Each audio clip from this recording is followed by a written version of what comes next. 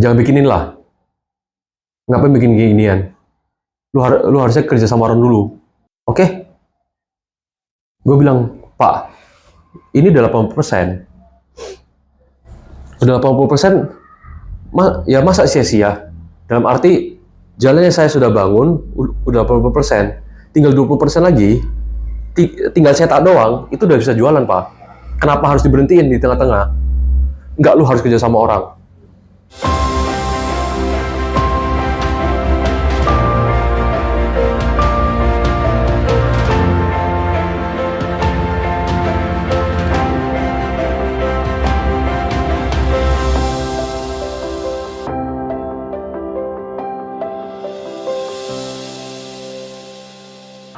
Hai, saat ini sedang berada di kios Grab Hijau ya di Lipo Mall. Jadi pesannya adalah creamy butter chicken. Saksikan podcastnya di Winov Channel sesaat lagi. Hai, selamat datang di Winov Channel. Jadi pada kesempatan ini Winov Channel akhirnya mengundang salah satu narasumber yang menjalankan bisnis tentang makanan. Jadi kalau teman-teman yang menonton Winov Channel sebelumnya itu ada bisnis tentang kopi, bisnis tentang es tebu. Sekarang adalah bisnis tentang makanan. Apa itu? Mari kita sambut narasumber kita, Kenly Lukman. Hai, nama gue Kenly Lukman. Gue pemilik dari Grab Hijau. Salah satu dari, pemilik Grab Hijau dan nggak mindful. Tapi kita hari ini ngomong tentang Grab Hijau ya. Wah, Ya. menarik ya kalau kita melihat gravy hijau ya. Nah, gravy itu kan saus ya. Ya.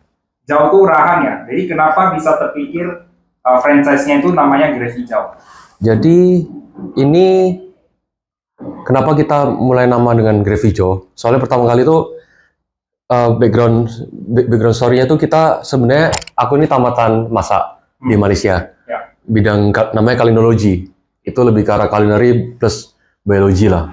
Jadi tentang food science. Di sana zaman kuliah itu gue beneran lebih tertarik dengan saus-sausan.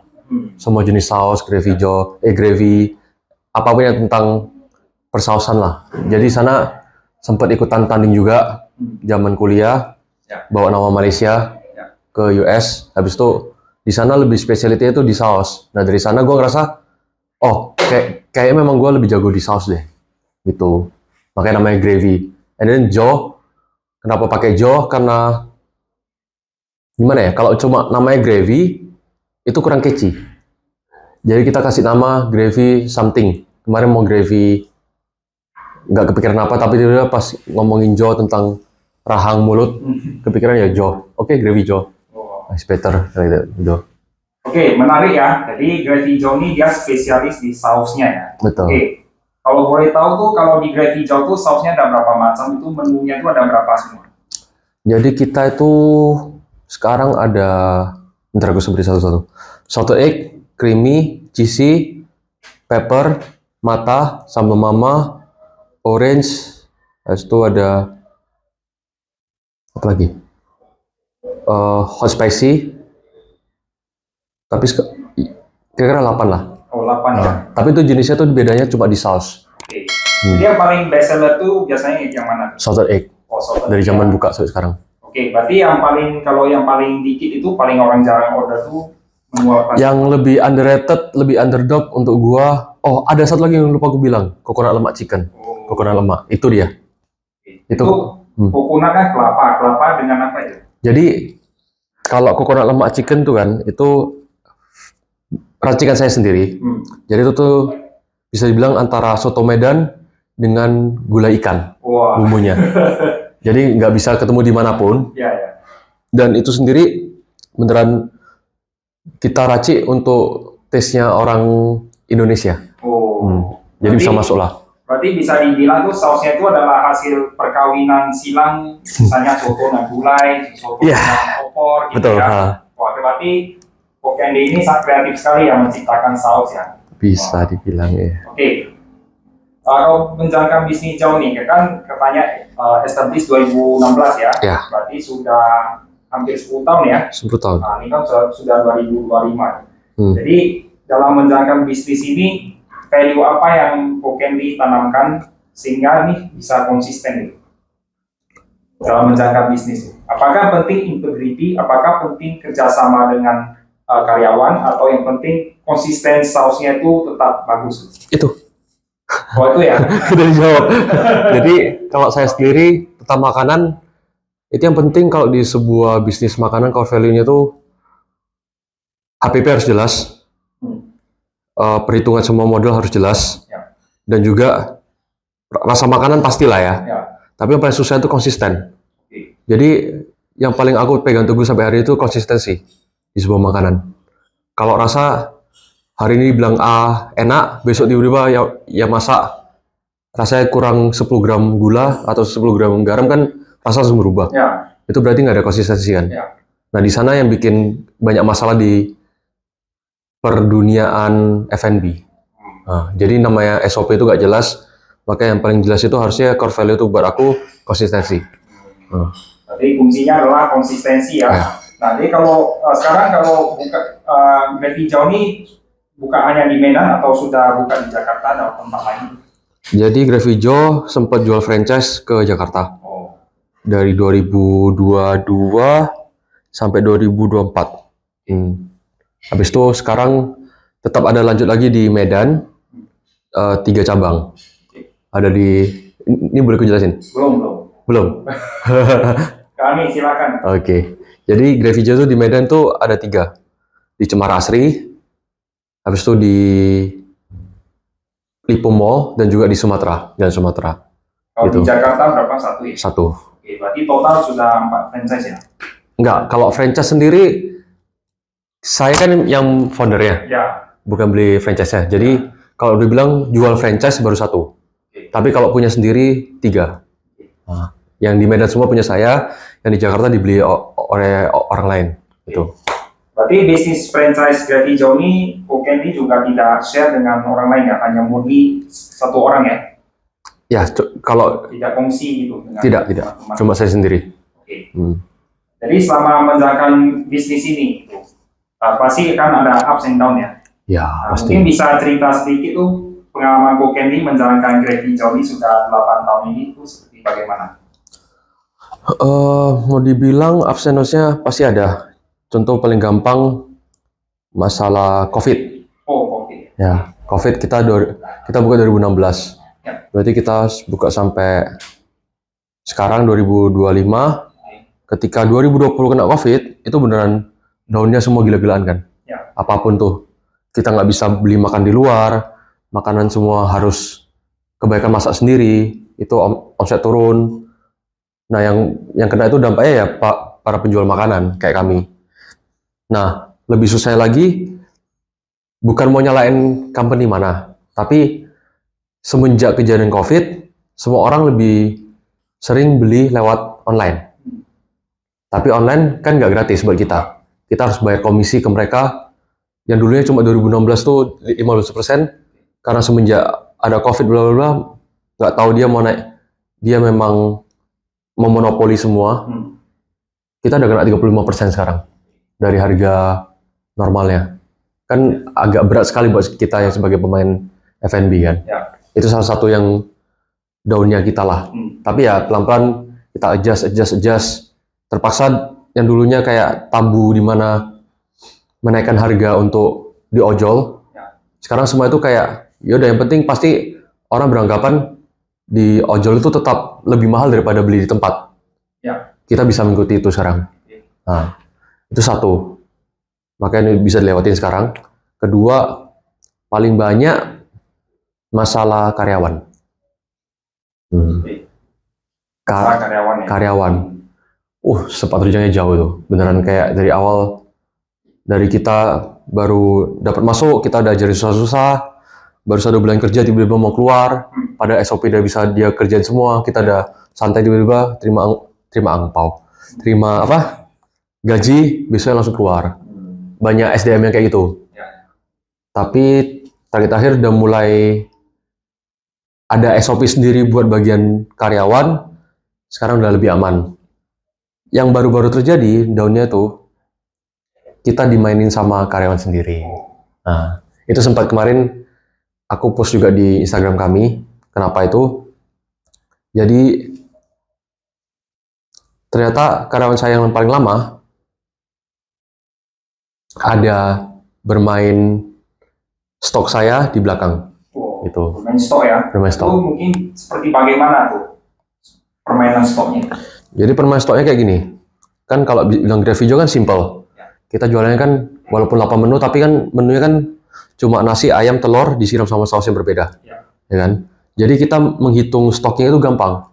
Dalam posisi apa? Ketika kita jual satu kotak, sehari jual 20 kotak makanan, artinya kita kehilangan 20 kotak dan juga satu buat 20 telur. Soalnya satu kotak kita dapat nasi, telur, sama ayam kan. Tapi ayam kan agak susah. Agak roughly lah perhitungannya. Walaupun kita semuanya SOP-nya jelas, semua pakai gram. Di nasi pun sama. Nah, ketika itu ternyata yang saya percaya sekali dengan SOP saya, jadi kalau misalnya penjualan hari 20 kotak, pasti yang hilang itu 20 telur, 20 kotak. Ya kan? Dia tetap tulis kayak gitu. Sampai akhirnya, karena saya sudah sangat percaya, dan itu kesalahan saya juga, kenapa bisa percaya sekali dengan orang, yang padahal seharusnya percayalah dengan database kita di bisnis. Tiba-tiba satu hari, baru dikasih tahu, ada yang kasih tahu lah, boleh dong cek ke tokomu sendiri. Nah ternyata pas dicek, langsung audit di tempat, ternyata banyak yang lobang-lobang telurnya di bagian tengah-tengah. Bisa digambarkan kayak gini. Aku setiap kali malam kirimin stok, kita fotoin berapa banyak telurnya, di stack tapi kan. Nah, per papan tuh 30 biji. Jadi mereka tuh pinternya, yang bagian depan itu tetap ada telurnya. Ternyata di bagian tengahnya itu, telurnya tuh udah diambil, dicuri. Itu permainan stoknya loh. Sebenarnya lebih panjang lagi ceritanya itu. Mau dilanjutin atau? Ya, boleh, silakan. Oh, lanjut lagi. Mungkin teman-teman ya, ini kan pelajaran Pokembi ya. Jadi pengalaman dia itu bisa bermanfaat untuk teman-teman ini. Ya. Oke, silakan. Jadi kalau mau dibilang lagi, lebih gampang ya. Kenapa telur itu dicuri? Kenapa kotaknya dicuri? Jadi gini, ini berlanjut lagi di masalah kasir. Stroke kasir. Kenapa kalian semua sering mendengarkan di restoran-restoran, jika Anda tidak mendapatkan stroke, makanan Anda gratis. Jika Anda tidak mendapat stroke, tolong lapor ke customer service kami. Itu semua yang kalian nggak tahu, ternyata itu sebenarnya itu untuk supaya kami mencegah terjadi pencurian. Saya pun dari awal pun ada tulis kayak gitu juga. Tapi banyak, bukan menyalahkan customer, dan saya sendiri pun sebagai customer pun melakukan yang hal sama. Ketika kita udah beli makanan, kita nggak peduli sama stoknya. Yang penting apa yang kita keluar dari kantong sesuai dengan harga yang kita keluarkan. Stroke terima ya udahlah gitu loh. Nah, tapi kebanyakan ternyata karyawan saya sendiri yang dilakukan adalah gini. Paling simpel, kita ngambil di Lipo. Di Lipo itu ada yang makan di tempat. Saya sendiri ada bedain antara makan di tempat, kotaknya sama makan take away. Nah, jadi kalau kalian tahu ada kotak plastik yang bentuknya kayak kotak gini yang bisa ditutup, itu yang bisa masuk microwave, saya dulu pakai itu. Yang transparan ya? Yang transparan. Nah, itu sendiri ternyata dimainin sama karyawan saya gini. Misalnya Koko nih, mau beli makanan saya. Koko makan di sini atau di tempat? Makan di tempat. Di tempat, oke. Yang seharusnya saya kasih piring, saya kasih kotak. Nah ini, silakan kau makan. Udah makan beres, kok 35.000 ya. Udah kau ambil uangnya, koko langsung pergi. Ini belum dibikin kertas kasir ya, belum dimasukin POS ya, ya kan? Jadi udah 35.000 tuh masuk ke kasir. Kotaknya gimana? Kotaknya diambil sama dia, dicuci.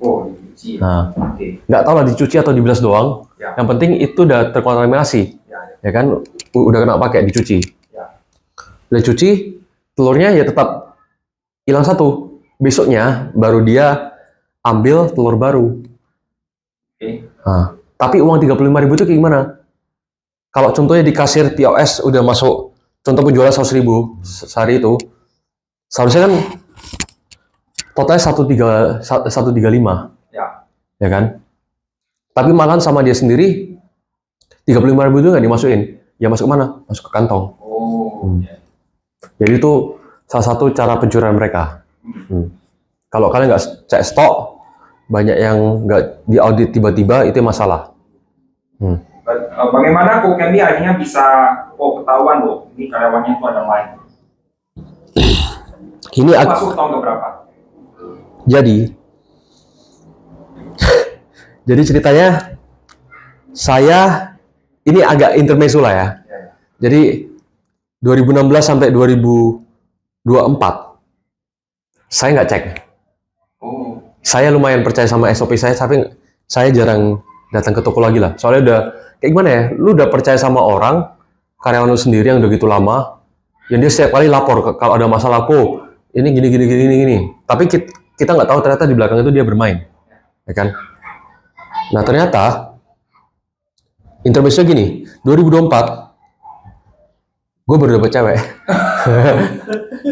Jadi gue dapet pasangan satu. Cewek gue sendiri tuh lumayan, ya orang baru lah berarti kan, di YouTube gue kan. Dan di posisi dia tuh kayak sempat bantuin gue masalah bazar, masalah bikin ini, bikin itu. Tiba-tiba dia kayak bisikin gue sendiri. Ken, gue rasa kok ada yang aneh ya. Lu harusnya cek deh. Lu harus cek masalah stocking lu. Jangan anggap remeh. Gue sendiri, cewek gue sendiri ini beneran bikin bisnis sendiri juga, bukan cuma kerja di mana itu. Dia bikin bisnis yang dia pun agak susah percaya sama karyawan dia. Dia pernah kena kejadian yang kayak gitu juga, ditilang dari belakang gitu. Dan dari sana dia cerita, lo Ken, lu mendingan ngecek semua apa yang di toko-toko kayak gimana. Soalnya jujur, ternyata nggak cuma satu cabang doang yang gue dimakan. Tiga-tiganya cabangnya tuh gue dimakan. 3 karyawan berbeda ya? 3 karyawan berbeda di setiap cabang. Jadi cabang Cemara ada makan, cabang Lipo ada makan, cabang Sumatera pun ada makan. Tapi yang saya beneran pecat duluan tuh yang cabang Lipo. Bukan pecat lah, dia mengundurkan diri sendiri. Karena posisi dia ketahuan, jadi ya terpaksa dia keluar lah, gitu. Kembali lagi. Jadi si cewek ini, wanita ini pasangan saya. Beritahu untuk cek, saya cek. Beneran dari sana baru ketahuan. Oh iya ya, selama ini gue dimainin. Bla bla bla. Yang gue nggak suka bukan masalah dicurinya. Curinya itu ya udahlah, bisa dilegowo lah, bisa dilepasin gitu aja lah. Yang dipermasalahan itu adalah ketika ternyata kalau kita dicuri, banyak hal dari satu kualitas kita itu dipermainkan sama karyawan kita. Paling simpel, telur diganti, dia nggak mungkin dong beliin grade yang sesuai yang gue mau. Contoh gue pakai grade B, dia pasti pesennya grade E, grade C. Nggak mungkin dia mau keluarin uang yang segitu besar untuk beli grade B lagi. Nah itu telur yang dia beli, itu arahnya kemana? Ke customer kan? Sampai rugi. Ya, customer. Customer dan saya. Tapi lebih rugi siapa? Customer. Ayam biasa gini, kita buka-bukaan, satu kotak Grevio itu punya satu kotak itu 70 gram. Jadi kita timbang limbahnya. Jadi kita tahu ketika kita kasih satu plastik ayam, satu bongkar ayam yang beku gitu kan, itu untuk 20 packs. Kita udah punya SOP-nya semua. Roughly-nya kita tahu 20 packs. Nah, gimana dia bisa bikin satu plastik itu jadi 23 packs? Berarti yang seharusnya customer dapat 70 gram, terakhir dibikin sama mereka, satu customer cuma dapat 40 gram. Make sense? Ya kan?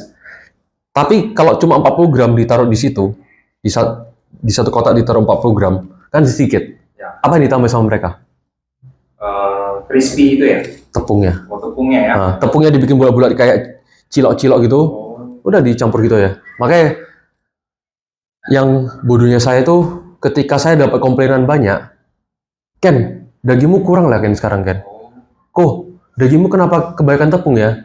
Malah saya nggak percaya sama customer, saya lebih percaya mungkin ya mau gimana kan, memang ayam saya tepung dibaru sama ayam dibaru sama tepung.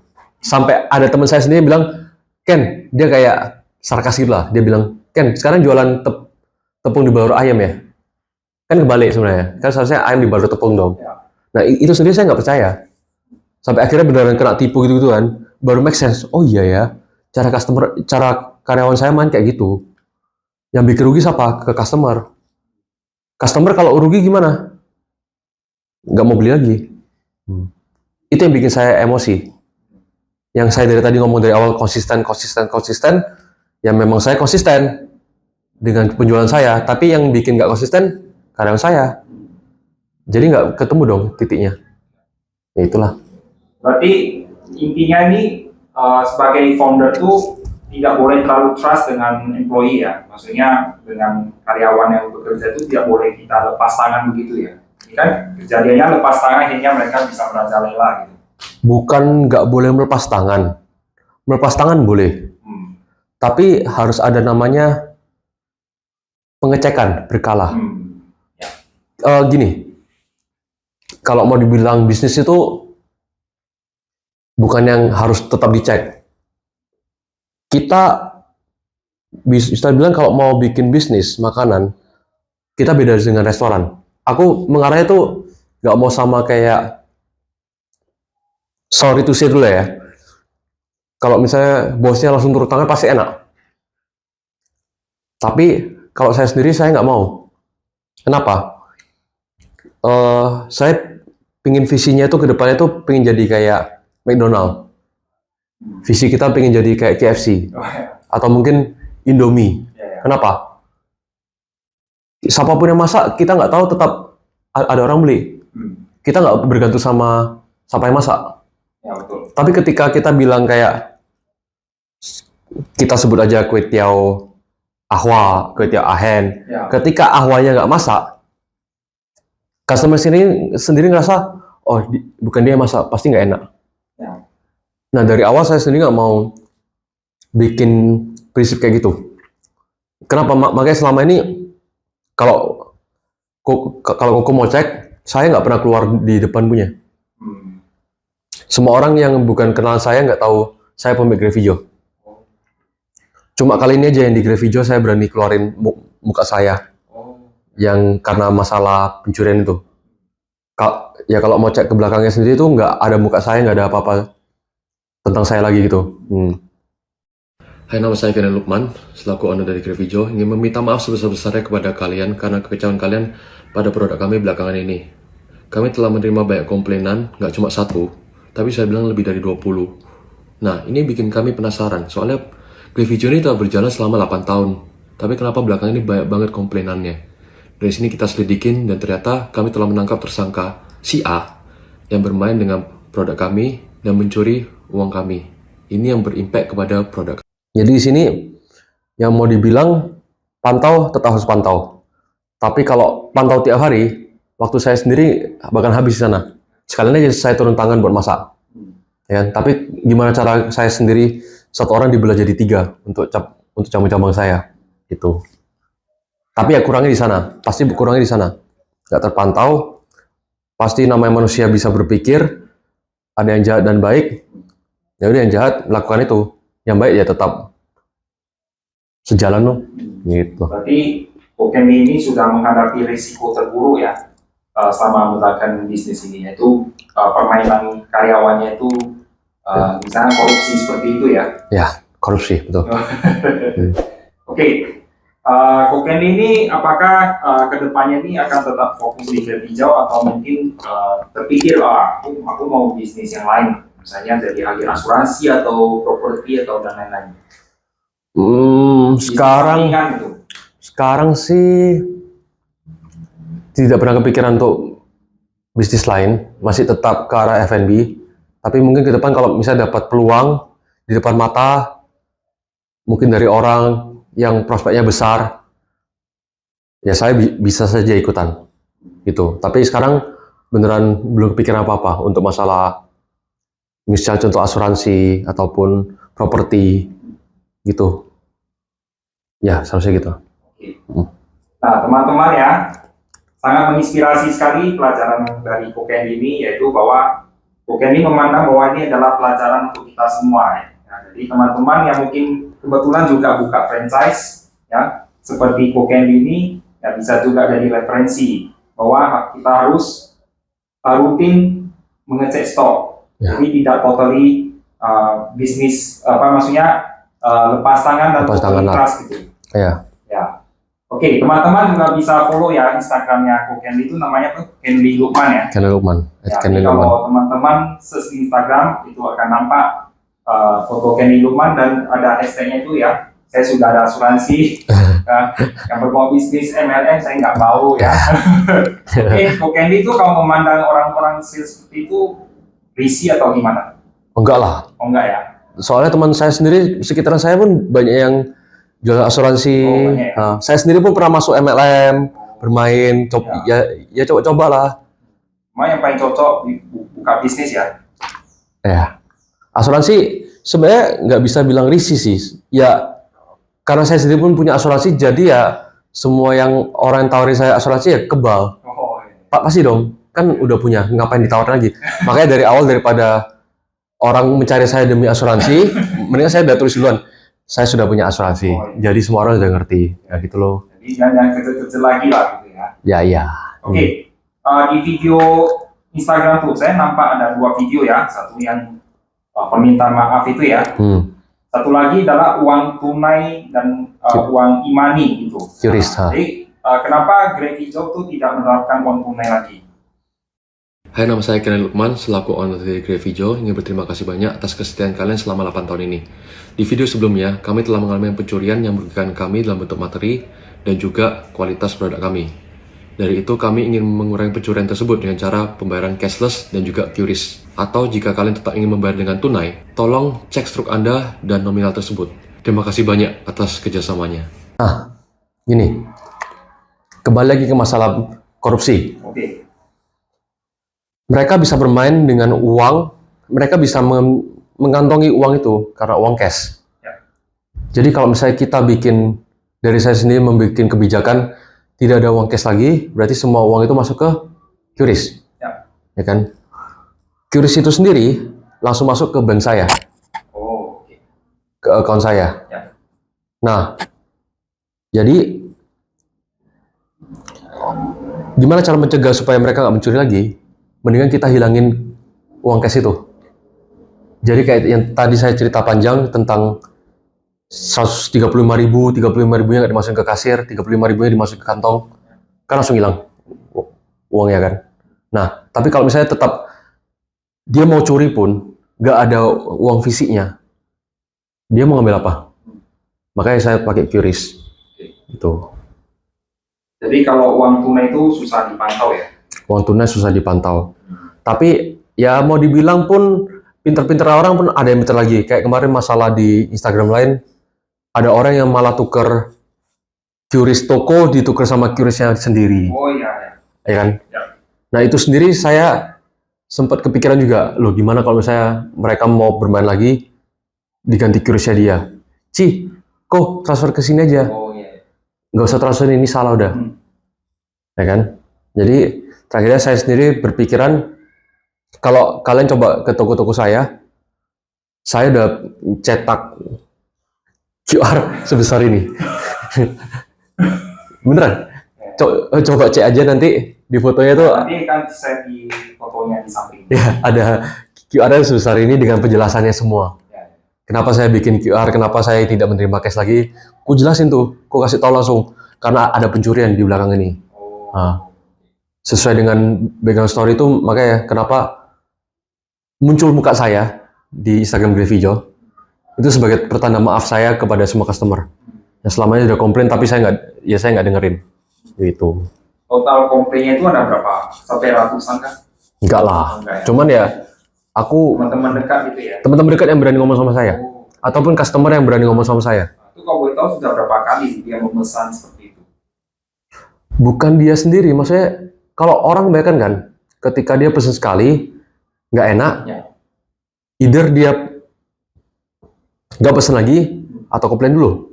Komplain pun nggak beli lagi, cuma pengen komplain. Ya kan? Nah jadi mau dibilang orang itu datang berkali-kali lipat, itu kayaknya jarang. malahan kayak satu orang datang, si A datang komplain, si B ganti komplain, C komplain, tapi nggak setiap hari komplain nggak. Ya, ya. Makanya kalau udah tiap hari komplain itu udah masalah besar Pak, ya kan? Ya berarti segala bentuk kejahatan seperti itu ya tetap terciduk juga ya. Situ. Meskipun permainannya tuh sangat TSM, terstruktur, sistematis dan masif. Ya. Oke. Namanya bangkai bakal kecium juga lah. Oke. Jadi total karyawan tuh sekarang udah berapa ya di 3 cabang? 6, 8, 9. Oh 9 ya. Berarti tiap kios tuh ada berapa orang? 3. Oh 3 ya. Ya. Oke. Nah kalau Kenri itu misalnya merekrut karyawan tuh apa yang Kenri pertimbangkan untuk supaya diterima tuh cocok kerja di Grab Hijau tuh seperti apa? Apakah ada kriteria khusus tuh? Jujur nggak ada. Seperti misalnya harus lulus S1. Jujur nggak ada. Tidak ada ya. Nggak ada. Aku cuma berharap, bahkan kebanyakan yang kerja sama saya hari ini masuk, hari ini coba kerja sama saya di bawah karyawan yang lain. Kalau kamu cocok, silakan masuk. Jadi kebanyakan semua karyawan saya sekarang itu nggak ada yang tamatan masak, nggak ada yang punya background masak. Oke. Malahan ada anak bengkel, anak satpam, Ya. ada yang pernah kerja jadi tukang angkat. Nah, cuman yang penting dari saya tuh dia tuh mau belajar aja. Agak pelan nggak masalah, nggak pinter-pinter tapi ya jangan terlalu lama lah. Saya bilang sama mereka tetap gini, kamu mau kerja sama saya boleh, aku kasih pendamping karyawan ini yang lebih senior sama kamu selama 3 minggu. Aku mau 3 minggu ini kamu udah bisa. Kalau 3 minggu kamu belum bisa, terpaksa saya harus ganti orang baru. Gitu. Oke.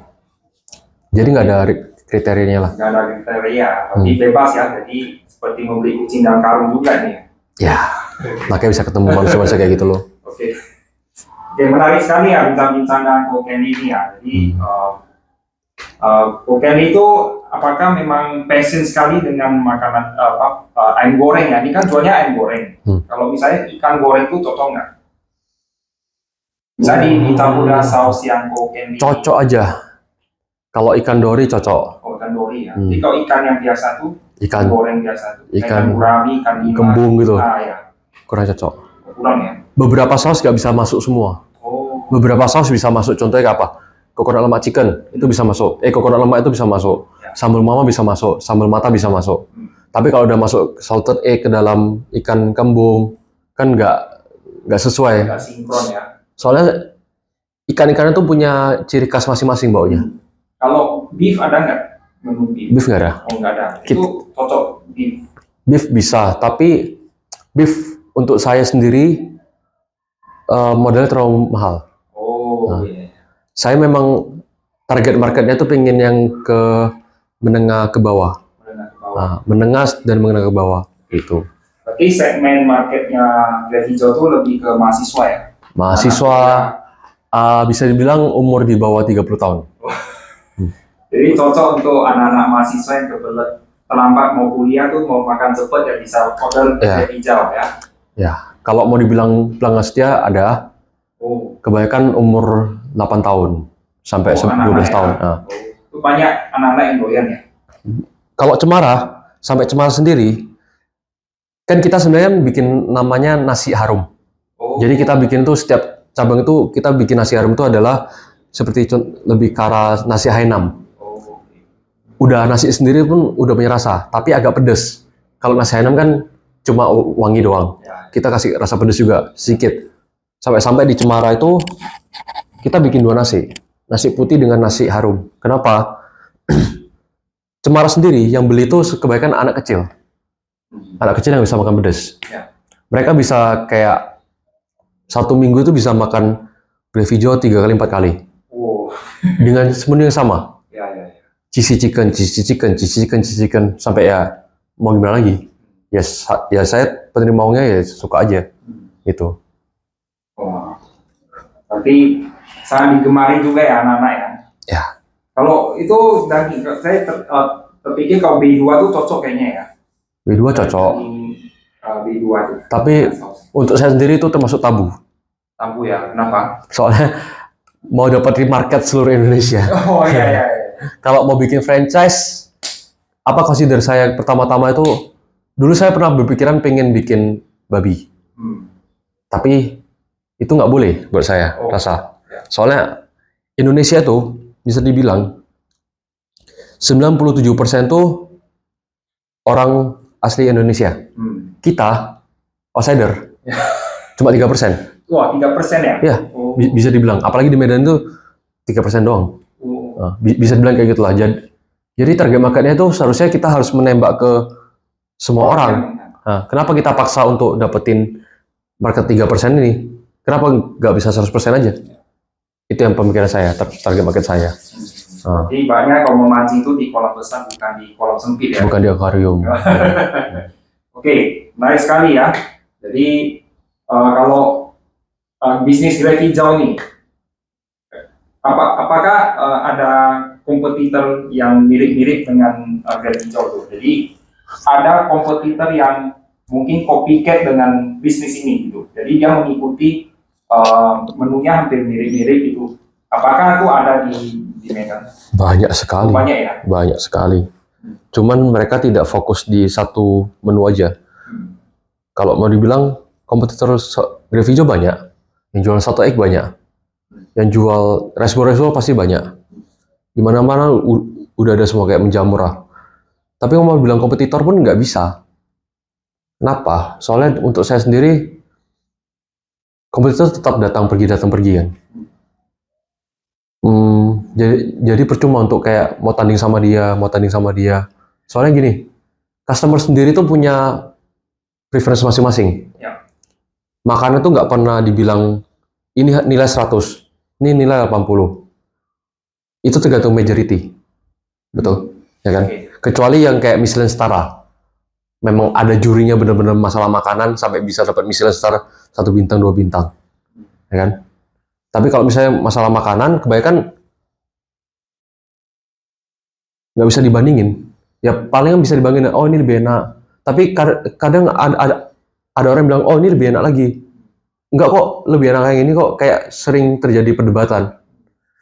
Tapi lebih permasalahan itu ya adalah kompetisi dengan internal sendiri.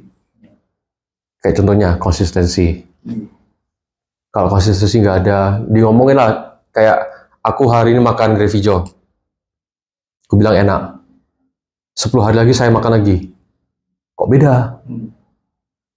Jadi nggak bakal balik lagi. Percuma. Mau bandingin sampai sama musuh lain, bukan musuh lah, rival lain, bukan musuh lah. Mau dibandingin sama rival lain, oh ini pasti lebih enak punya aku. Saya pas balik, rasanya udah beda. Untuk apa gitu? Oke. Kalau Kokenli ini kan lulusan kulineri ya? Kalinologi. Kalinologi. Nah, berarti apakah memang passion di ilmu itu sehingga akhirnya buka bisnis ini? Passion sih. Maksud saya begini, misalnya ada orang lulusan lain, dia bukan belajar kulinerologi seperti Kokenli itu, dia mau buka bisnis seperti ini, apakah memungkinkan? Mungkin. Banyak kok teman saya yang tamatan engineering, tamatan bisnis, tetap buka makanan banyak. Cuma ya mau dibilang, bisa dibilang lebih gampangan saya bikin menu. Soalnya kan punya basicnya. Kalau mereka bisa dengan kemauannya sendiri, belajar sendiri atau tidak pun pasti ada. Nah, gitu aja sih. Nggak memungkinkan, anak bisnis, anak engineering nggak mungkin bisa masak, enggak. Ya banyak yang sukses lah, mau dibilang. Boleh sebut nama? boleh sebut brand, satu brand. Ya punya teman saya sendiri lah. Contoh paling gampang, ada di Medan, lagi naik daun, Tommy Pangsit Miko. Miko, yang di Jalan Yosrizal. Ya. Itu engineering tamatannya. Nah, itu teman baik saya. Dia malah pertama kali bikin Miko itu awal tanya saya sama saya semua. Kan cara bikin mie kayak gimana? Kan cara bikin ini gimana? Dia bikin. aku cuma kasih gambaran, dia bikin semua dengan usaha dia sendiri. Akhirnya sekarang jalan laris dia, ya kan? Boleh Gitu. dicoba tuh teman-teman ya. Itu Miko ya, di Yoserijal saja ya. Enggak, ada juga di Titip Papan. Oke. Ada 2 tempat ya. Ya. Oke. Berarti competitive advantage atau yang menjadi daya saing utama dari Grand Hijau itu adalah saus ya.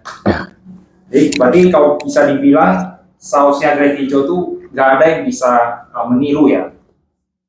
Kalau niru bisa, Oh bisa ya. cuma nggak sama. Oh nggak sama ya. Iya.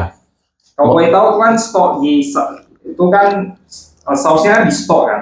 Nah, itu biasanya tahannya berapa lama? Di frozen 3 bulan, Oh, 3 bulan. di chiller 1 minggu sampai 10 hari. Berarti Cook Candy juga harus, misalnya tiap minggu harus masak lagi sausnya ya? Ya. Stoknya itu. Jadi kita untuk orang dapur sendiri sudah ada. Jadi mereka sekali masak bisa 40 kilo, 50 kilo gitu. Misal, oke, tadi kan bisa buka bisnis ya. Jadi saya mau tanya pengalaman Cook Candy itu. Jadi biasanya kalau buka bisnis franchise seperti ini, idealnya itu hanya 1 orang atau lebih baik kita kongsi dengan teman-teman? Idealnya nggak ada ideal sih. Soalnya saya sendiri pun selain Grevy saya punya satu lagi bisnis makanan. Itu nggak apa bilang. Ya. Mindful. Ya, Mindful. Jadi Mindful itu adalah salad, jualan salad, dan Grevy itu bisa bilang makanan sehat dan makanan kotor. Ya. Makanan guilty pleasure itu Grevy, makanan healthy pleasure itu Mindful. Ya. Lebih ke arah sehat. Jadi Grevy sendiri itu punya saya solo. Tapi kalau Mindful saya kongsi bertiga. Ya. Idealnya enakan mana? Ya. Sama-sama enak. Oh, sama mana? Nah, bisa dibilang kayak gini. Grevy kalau 1 orang enaknya ngambil keputusan saya sendiri. Dapat cuan saya sendiri, 100% saham saya semua. Pasti enak, ya kan? Baru apapun tuh sesuai pace saya. Pengen cepat, pengen lambat, terserah saya. Ya. Itu Grevy. Ya. Susahnya apa? Kalau di Solo yang saya bandingin sama Mindful, pace-nya lambat. Oh, yang di Mindful lambat ya? Enggak, di Grevy lambat. Oh, Grand Hijau lambat. Pengen berkembang itu lama. Oh. Saya perlu 8 tahun, perlu 9 tahun untuk sampai sekarang. Pace-nya lambat. Beneran kayak mau bikin sosial media saya ngatur, mau bikin akuntansi saya ngatur, mau beli belanja saya ngatur, gitu kan. Tapi kalau Mindful, udah masing-masing punya tugasnya. Contoh bagian HR udah ada. Yang paling pusing apa? Karyawan. Bukan saya yang pegang. Paling pusing sosial media, marketing. Siapa yang pegang? Bukan saya yang pegang. Masakan, saya yang pegang. Tapi enaknya gimana? Yang penting saya kelarin kerjaan saya di Mindful, mereka kerjaan di barangnya masing-masing, cepet pertumbuhannya, gitu. Tapi kalau yang nggak enaknya ya terima uang bagi 3, ya kan? Cuannya bagi 3. Jadi kalau kongsi itu apakah sering terjadi pergesekan, konflik? Oh pasti. Oh pasti ya. Sering. Oh. Sampai titiknya sudah saling mengerti ya aman. Berarti kuncinya boleh kita berkongsi, yang penting bisa saling mengerti kekurangannya apa gitu ya, saling memaklumi gitu ya. Ya betul. Kongsian yang penting gitu. Beneran antara harus bisa ngerti posisimu apa, posisiku apa gitu. Jadi tidak intercept gitu ya. Nggak boleh kepo juga lah. Maksudnya nggak boleh aku bisa sosial media, ya udah sekalian aku kepo masuk ke sana. Nah, ngapain? Ya. Kita percaya sama partner kita untuk bikin ini, ya udah kasih percaya aja. Sampai akhirnya kita nggak percaya, baru kita tendang. Gitu. Oke. Menarik sekali ya, kita minum-minum sebentar. Ya, jadi bicara tentang bisnis makanan nih, kalau boleh tahu tuh Grand Hijau per bulan tuh terjual berapa piring per bulan. Jadi peaknya itu di kapan tuh? Apakah di bulan puasa atau bulan masa liburan atau gimana? Pokoknya bukan masa liburan, harus masa-masa sekolah. Ya. Kayak gitu. Berarti menjelang ujian itu ya. Jelang-jelang Mungkin peaknya itu 1 bulan berapa porsi? 1 bulan porsi ya. Aku nggak pernah hitung porsi sih. Nggak pernah hitung porsi. Oh. Nah, lebih ke arah omset-omsetnya lah. Nah, gitu. Maksimal berapa? Untuk kota ya. Pecah rekor. Apanya? Omset. Omset. Di atas 150-an lah. Oh, 150-an ya. Ah. Berarti bisa dibilang ada 500 porsi ada ya? 5.000. 5.000 lah. Oh, 5.000 ya? Ah. Oh, 5.000. 5.000 ya? Ya, 5.000 porsi ya. Sausnya. Jadi satu piring itu berapa harganya? Ada 30, ada 35. 35 ya. Ah. Tapi tergantung, ada juga jualan chick all. Chick all itu ayam semua lebih mahal. Ada 55, ada 60 gitu lah. Jadi kalau boleh flashback sedikit loh. Waktu awal-awal Koken ini menjalankan bisnis ini, apakah ada tentangan dari keluarga atau teman-teman? Ada. Oh, ada ya. Ada. Jadi bagaimana cara Koken itu tetap motivasi itu tetap menjalankan bisnis itu tetap terus saja gitu. Motivasi nggak ada. Oh. Lebih ke arah sudah terbentuk jalannya. Oh, okay. Jalan udah terbentuk, kenapa kita berhenti di tengah-tengah? Kita belum tahu ke depannya kayak gimana, tiba-tiba berhenti di tengah-tengah kan nggak enak. Jadi permasalahan terjadi, kenapa ditentang? Kalau flashback, agak lucu. Jadi saya tamatan masak, biasa orang tua lah. Kita hidup di Asian culture, dimana kalau kata orang tua, lu udah tamat, lu harus kerja sama orang dulu, cari pengalaman. Cari pengalaman dari orang lain. Masuk company besar, masuk company orang, masak atau masuk ke restoran orang. Jadi ya udah, saya ikuti jalan itu. 2015 saya tamat, saya langsung daftar ke paling simpel Pizza Hut, McD, KFC. Yang memang tujuan pelajaran saya ke sana. Saya tuh sebenarnya tamatan untuk masuk ke R&D, Research and Development Kitchen. Nah, itu yang harusnya membuat SOP, membuat resepi untuk semua cabang tiba-tiba. Jadi kalau misalnya Pizza Hut, kita bilang yang bikin SOP itu ya orang R&D, bukan per cabangnya bikin menu sendiri, enggak. Dari pusat kirimin ke semua cabang. SOP-nya kayak gini ya, berapa gram ini, berapa gram ini, berapa gram ini gitu. Nah, seharusnya tempat saya kerja di sana. Saya udah lempar resume, lempar CV, nunggu-nunggu terlalu lama. Ya kan, namanya udah tamat, nggak dapat jajan lagi dong dari orang tua. Jadi uang saya tinggal foya-foya lah, zaman-zaman tak tamat lah, jalan-jalan bla bla bla. Uang saya yang saving saya tinggal 3 juta. 3 juta, dari sana kita gue mikir, atau gue iseng-iseng ya buka PO. PO-nya apa? Kepikiran dulu mau bikin Subway. Subway yang roti sandwich dikasih ini kan. Pikir-pikir tuh, coba tanya-tanya sama orang. Ada yang bilang kalau lu jual roti itu bukan makanan everyday. Bukan makanan staple kita. Makanan staple kita itu nasi. Yaudah, nasi. Kita pikir nasi lagi. Nah, kebetulan saya tamatan Malaysia. Kalau Koko pun tamatan Malaysia kan? Ya. Jadi zaman Malaysia tuh ada namanya grilled chili, creamy butter, buttermilk chicken. Itu terkenal banget. Dia beneran kayak atau nama lainnya Jibril lah, yang restoran lainnya. Dia cuma jualan nasi ayam pakai saus, tiap hari rame, setiap sore, ya kan? Dia cuma makannya itu aja. Gue lihat kok laku dan memang pas makan enak. Wah, masa kayak gini aja gue nggak bisa bikin. Specialty gue di saus lagi. Itu apa gimana? Itu yang jual orang Chinese atau orang Sri Lanka ya? Kan bukan Chinese ya? Bukan Chinese, kayak cookernya sendiri aku lihat orang India atau Sri Lanka. Ya. Nah. Jadi dari sana gue mikir masa nggak bisa bikin di Medan.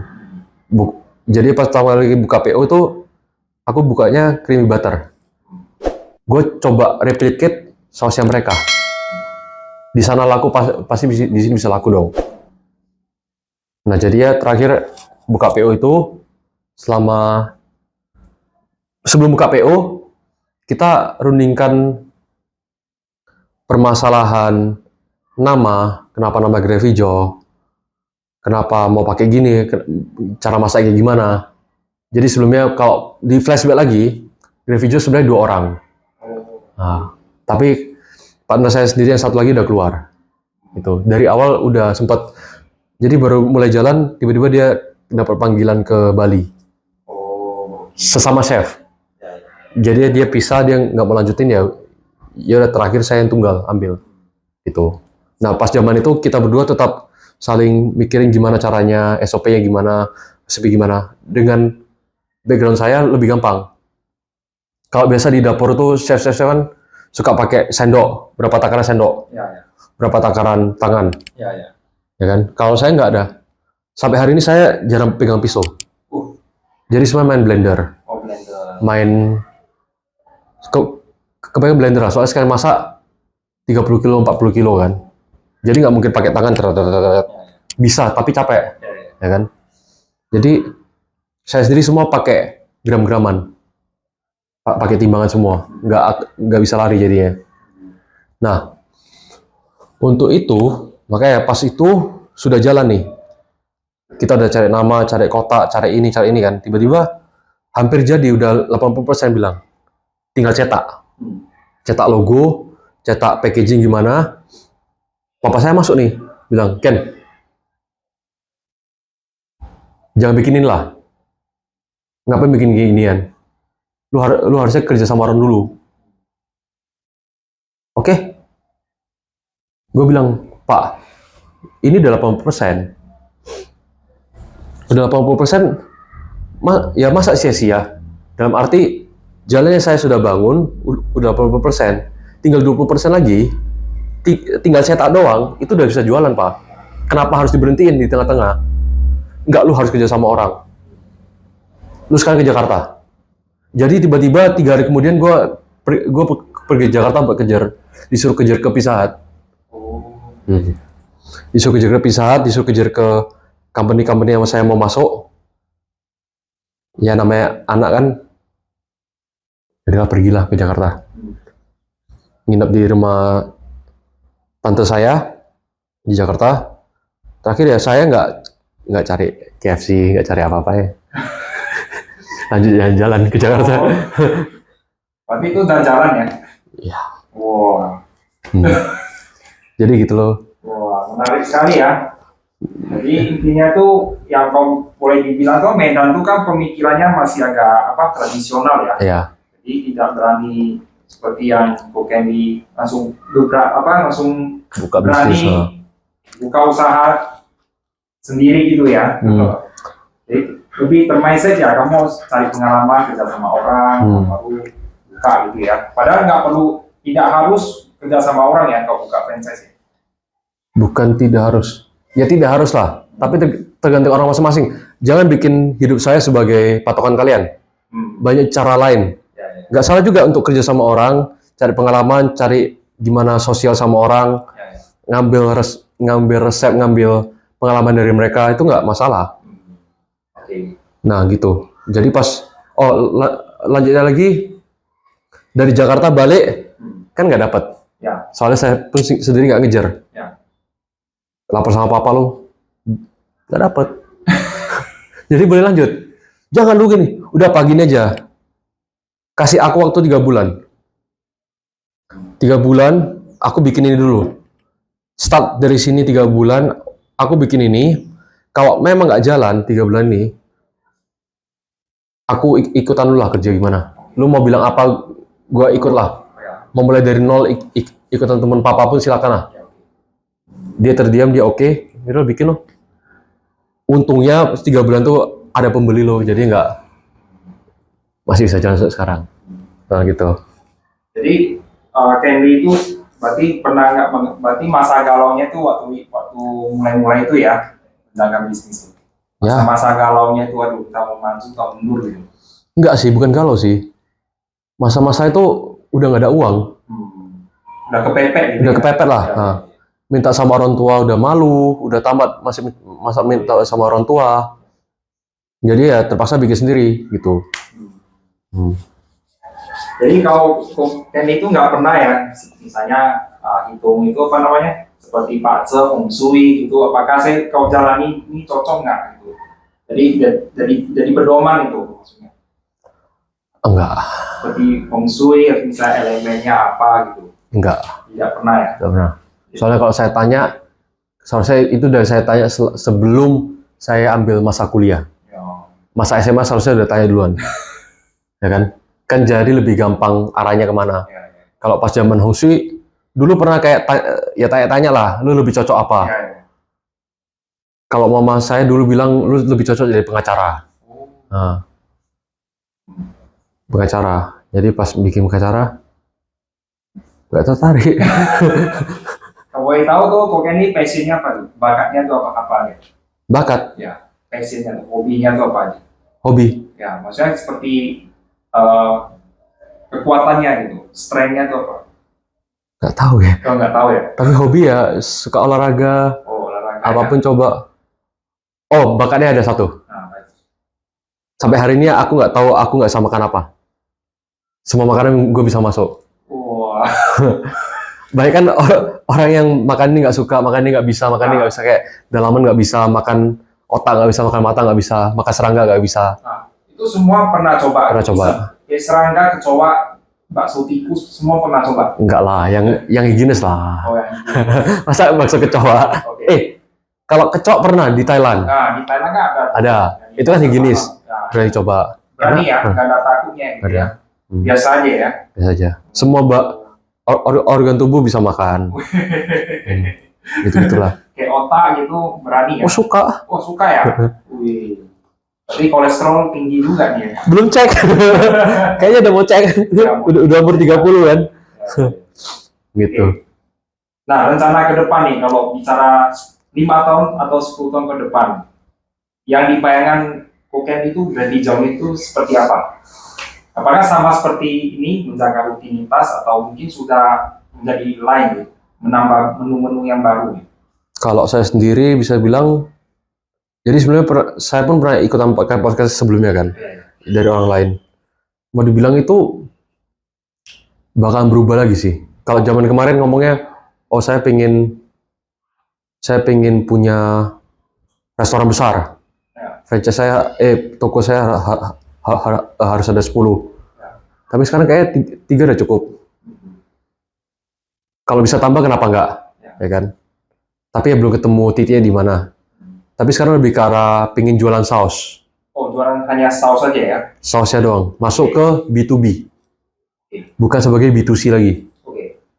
Jadi arahnya tuh pengen ajak orang untuk beli saus saya, pakai aja di cafe kalian. Mana tahu kalian mau inovasi. Mana tahu kalian butuh menu baru. Ya. Saya punya nih sausnya yang dimana udah jalan 10 tahun loh. Dan pasti enak. Karena udah berjalan selama ini. Banyak customer yang repeat order. Jadi silakan beli gitu. Ada beberapa sekarang yang udah masuk sama saya. Cuma saya nggak bisa spill namanya apa, soalnya itu udah ketentuan dari kita. Oke. Nah gitu. Berarti lebih fokus di sausnya ya? Lebih pengen jadi home industry ataupun industrial sauce maker lah. Oh, sauce maker ya. Tapi oke, saya penasaran kalau dicampur spaghetti itu cocok nggak?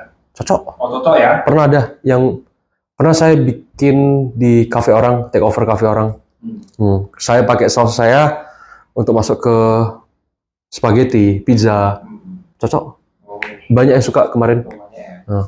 Itu bisa beli di online ya? Apa ya sausnya? Sausnya itu. Oh enggak, bisa hubungi saya. Bisa lewat DM, nanti kita baru ngomongin masalah kecil lah. Harganya. Harganya. Nah. Berarti harganya itu nanti mau dikasih tahu ya. Ya. Nah, jadi itu lewat DM Instagram ya atau WA ya. WA boleh ya. Nah, DM Instagram di Grafijau ya. Grafijau atau di Lukman. betul. Jadi teman-teman tuh bisa follow di Instagramnya ini. Oke. Nah, kalau bicara bisnis tuh, kalau misalnya ada orang yang sudah mau putus asa gitu. Waduh, saya tuh ditipu orang. Aduh, saya tuh nggak ada untungnya gitu. Nah, mungkin Koken itu apa ada saran khusus untuk orang seperti itu? Apa sebaiknya kita ganti menu apa? Maksudnya tema bisnisnya atau gimana? Kalau saya, Ya, misalnya Kokendi mengalami kegagalan. Nah, gimana tuh cara membenahi bisnisnya itu akan kembali bangkit lagi? wah susah ya. Maksud saya. Susah ya. Kalau itu saya nggak berani ngomong sih.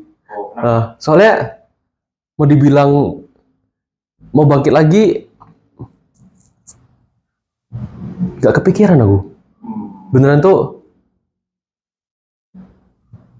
kalau aku sendiri ya, kalau terjadi kayak gitu, Ya, mendingan bikin konsep baru. Konsep baru dan mungkin jangan memaksakan sesuatu. Kenapa? Mungkin aja kenapa kita harus tetap paksa itu terjadi, karena dari awal kita udah bikin modal besar. Modal udah terlalu besar, misalnya contoh mau bikin kafe nih aku. Oke, aku mau bikin kafe. Udah keluarin modal 500 juta. 600 juta. Tiba-tiba nggak jalan. Banyak kejadian. Banyak buka tutup, banyak kejadian itu ya itu yang terjadi kan sekarang kan. Sakitnya di mana? 500 juta itu nggak bisa jalan. Dipaksa tetap buka. Malahan ya habisin waktu, habisin apa. Nah, mendingan bikin yang dari kecil-kecil. Nanti kalau nggak cocok, bikin konsep baru tapi nggak sakit di masa luangnya atau waktunya. Soalnya kan pembangunan sendiri pun lama, renovasi lama. Tapi kalau mau buka stall, buka kecil-kecil, paling kan 1 minggu ya udah jadi apanya. Kayak gitulah. Oke. Nah, ini saya belum sempat tanya tuh. Jurus marketingnya Koken itu. Jadi bagaimana strategi marketingnya Koken untuk mempromosikan grab hijau ini supaya lebih luas kalayak itu tahu, oh ini ada grab hijau, ayam goreng paling enak dengan sausnya ini. Nah, itu bagaimana strategi marketingnya? Kalau strategi marketing, kebetulan saya beruntung. Zaman ketika buka, itu lagi trennya salted egg. Salted egg? Nah, telur asin. Dari Singapura sama Jakarta lagi gembor-gembornya lah. Yang Irvin itu ya? Irvin, ataupun Good Day yang jualan memang salted egg chicken gitu kan. Jadi, lucunya, orang Medan nih, dia suka beli barang yang sudah viral di luar. Jadi ketika itu memang paling penting itu exposure. Kita kasih tahu orang kita ada nih. Tapi pas zaman itu belum gitu ramai food blogger ataupun apa-apa kan. Jadi lebih enaknya itu gini, mouth to mouth. Mulut ke mulut bilangnya oh ini enak. Nah, pas zaman itu orang semua itu lagi mencari. Bukan kita mencari mereka, tapi mereka mencari kita. Saya itu beruntungnya di sana, jadi semua orang lagi cari salted egg. Nah, saya pertama buka di Medan untuk salted egg itu. Jadi semua orang cari, ternyata cocok di lidah mereka. Sisanya apa? Exposure-nya datang. Malahan orang-orang food blogger yang cari untuk cobain juga. Habis itu dari sana, jadi kalau mau dibilang marketing itu kan, lebih ke arah 3. Exposure, consideration, sama trust. Yang paling susah itu dapat trust ya. Jadi kalau exposure itu gampang. Lu tinggal bayar orang food blogger, bayar selebgram, lu bilang, tolong promosi ini dong, tolong bilang enak ya. Nggak mungkin dong orang food blogger bilang nggak enak. Oh ini enak, pasti enak. Tapi banyak juga yang kecewa pas datang ternyata lain. Kok kayak gini, ya kan?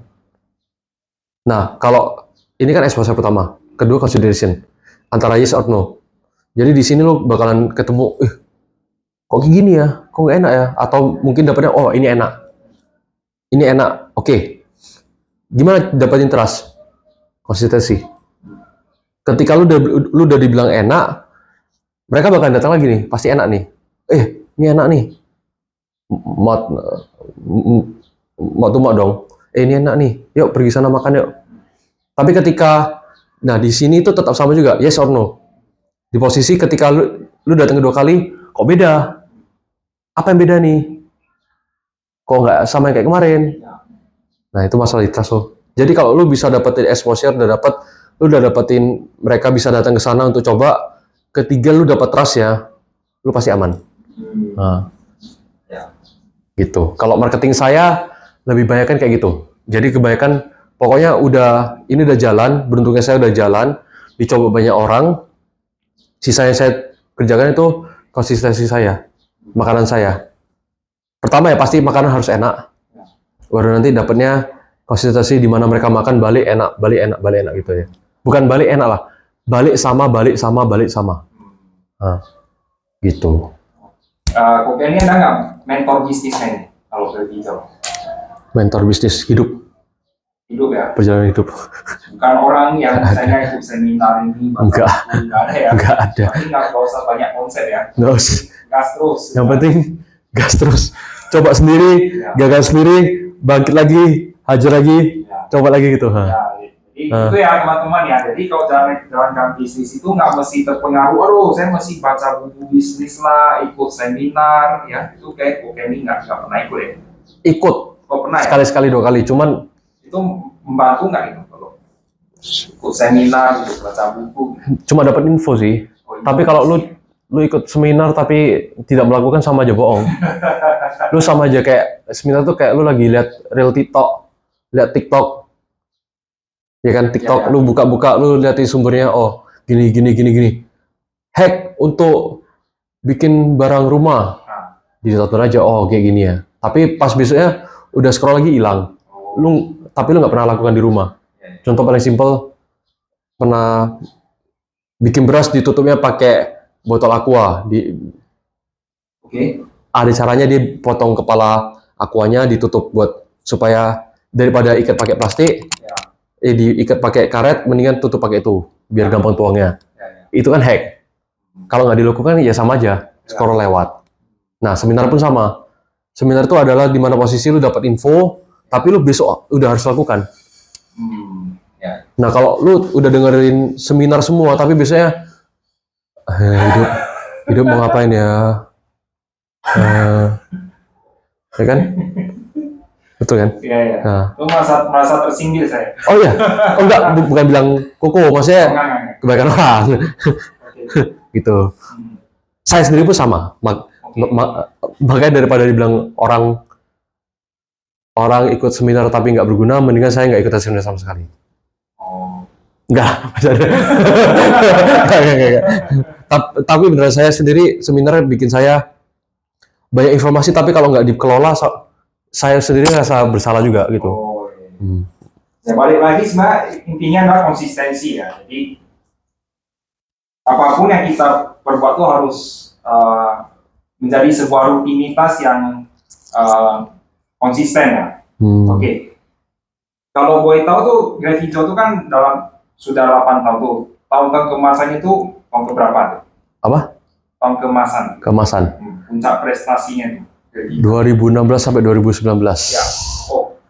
4 tahun pertama. 4 tahun pertama. Jadi begitu COVID langsung merosot ya. Langsung merosot stabil. Jadi bisa dibilang zaman dulu tuh 2016 buka tinggi segini. Langsung tiba-tiba pas udah 2018 ya oke lah, namanya keviralan tuh nggak bisa bertahan lama di atas, namanya euforia kan, turun stabil. COVID datang turun, hilang kan pembeli. Tiba-tiba sekarang udah mulai naik lagi segini lah.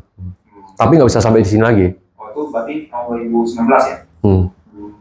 2020 lah beneran serap jurang ke jurang-jurangnya sampai merumahkan karyawan kayak gitu-gitulah, sampai lipo tutup untuk berapa waktu gitu. Berarti yang tadi yang bisa dine in itu cuma di Pomol ya, cuma 1 kios ya? Enggak, 2 kios ya. Kalau di Cemara juga bisa, soalnya di food court.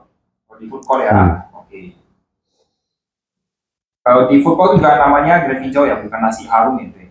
Enggak lah, Grave Hijau lah. Grave Hijau ya. Jadi nasi harum itu lain. Enggak, nasi harum itu jadi kan bisa bilang kayak crispy chicken, sunny side up, Ya. Satu lagi nama nasi itu bukan nasi putih, nasi harum. Hmm. Komponen di dalamnya lah. Oke. Hmm. Menarik ya. Nanti boleh dicoba tuh sausnya Kokenli tuh. Nah, Nah, teman-teman tuh kalau penasaran dengan gravy hijau itu seperti apa ya, silakan order di mana? Tokopedia ya? Apa? di Grab Di sama Grab, di sorry. Gojek. Tolong Di dicoba Grab. lah. Atau di Gojek Food ya, GoFood. Tolong dicoba untuk biaya kawin, nikah. Ya. Ya. Kalau Isen tanya nih, ini Kokenli kapan nih mau berumah tangga? Oh, belum ada planningnya. Oh, belum ada planning. Soalnya baru jadi juga. Jadi apakah suatu hari juga mengharapkan pasangan hidup juga ikut bisnis ini? Enggak ya? harus. Kalau dia sendiri punya bisnis sendiri. Oke. Dia sendiri punya kehidupannya sendiri sebelum ketemu sama saya. Dan dia sendiri termasuk yang bukan sukses tapi sudah berhasil mendapatkan jalannya. Ya kan? Bisa bilang sukses juga lah. Karena lagi naik-naiknya. Jadi kenapa harus dipaksakan masuk ke hidup saya? Kenapa harus kerja di Grevio? Ya. Lagian Grevio udah jalan gitu. Oke. Lagian sendiri dia punya bisnis kalau mau dibilang tuh social media management. Sosial media ya. Nah, jadi dia sekarang lumayan membantu saya juga di bagian itu. Di bagian marketing gitu Marketing. ya. Oke. Pos-pos. Pertanyaan terakhir ya, sebagai penutup, Kokenli itu kalau bisa disimpulkan dengan satu kata, gravy hijau itu apa? Grevio. Satu Satu kata kata. saja. Anak saya. Anak saya ya. Jadi gravy hijau itu adalah anaknya Kokenli. Nah, Jadi buka bisnis itu seperti mendidik anak ya. betul. Ada masa kemasan, ada masa kejatuhan, ada masa ditipu, ada masa suksesnya juga. Iya. Tiba-tiba anaknya pun hilang bisa terjadi. Wah. Oh. Yonisan ya, gravy hijau. Enggak lah, punya satu anak lagi namanya Mindful. Wah, mindful ya, berarti cukup dua anak ya. Tidak perlu terlalu banyak ya. Mau banyak lagi juga boleh. yang penting bisa menghasilkan, kenapa tidak. Oh iya. Tapi ya untuk sekarang Grevio itu yang menghidupkan saya sampai hari ini gitu. Oke. Nah ini kalau misalnya nih karyawan yang menipu Kokenli itu, sekarang dia menonton video itu, apa yang mau Kokenli katakan? Baik-baik lah. Jangan buat itu lagi lah, ngapain. Oke. Namanya karma muter punya. Lu yang kena lagi nanti. Mendingan udah baik-baik kita keluar, baik-baik masuk, baik-baik keluar. Kalau sekarang masih melakukan itu ya silakan. Tapi bahkan kamu yang rugi sendiri lah. Ya kan? Ya, jadi bisa kita simpulkan ya bahwa kalau dalam menjalankan bisnis itu juga penting harus punya moral ya. Moral. Yang baik itu juga harus dijaga meskipun kita itu mungkin kepikiran kepepet uang jadi menghalalkan segala cara gitu. Ya. Jadi ada nggak closing statement untuk teman-teman view yang nonton ini? Jadi mungkin mereka itu bakal tertarik gitu mengikuti jejak kisah perjuangan Kokenli itu. Wah, atau mungkin Kokenli ada nggak tips biar dagangan laris itu kalau mau buka bisnis makanan seperti ini? Tips. Kalau tips, mulai aja dulu. Jangan mikir terlalu banyak, jangan overthinking, jangan apa. Kalau memang udah punya konsep, bisa buka kecil-kecilan pun lebih baik daripada punya konsep mau bikinnya besar langsung, itu percuma. Untuk saya sendiri itu percuma. Mendingan lu udah punya konsep itu, coba mulai hari itu juga gerak. Coba aja dulu. Oh, mungkin nih dari buka PO, kasih coba ke sekitar, kasih coba ke lingkaran pertama, lingkaran kedua. Nanti udah bagus feedbacknya, baru jual ke komersial. Jangan pernah takut gagal lah. Itu satu. Kedua, semua makanan harus ada namanya konsistensi. Harus tetap ada namanya yang sama tiap hari. Enak nggak enak? Nggak enak pun harus sama nggak enaknya. Enak pun harus sama enaknya. Lu nggak boleh namanya tiba-tiba besok enak, tiba-tiba besok nggak enak. Walaupun soalnya gini, ekspektasi orang tuh bahaya. Ketika lu kasih yang benar-benar enak, besok lu nggak usah kasih yang lebih enak lagi atau yang sama, orang bakalan langsung bilang itu nggak enak. Itu permasalahan di makanan. Ya itu aja. Tapi kalau misalnya kata-kata terakhir, beli ya Grevy hijau. Ya, dicoba. Grevy hijau di Tokopedia atau Bukan di di GrabFood, maaf, di GrabFood. GrabFood atau di Gojek. Gojek. Kalau nggak pernah Oke. coba, silakan coba. Ya, silakan coba ya. Nah, sausnya tuh sangat unik sekali. Oke, Thank you. cukup sekian bincang-bincang hari ini dengan Ko Candy. Jadi saya ingin mengucapkan terima kasih sudah hadir Terima kasih Ko. sebagai narasumber ya. Semoga bisa memberikan inspirasi dan pelajaran untuk teman-teman sekalian. Ya, jadi cukup sekian. Salam sukses, Winov Channel. Bye bye.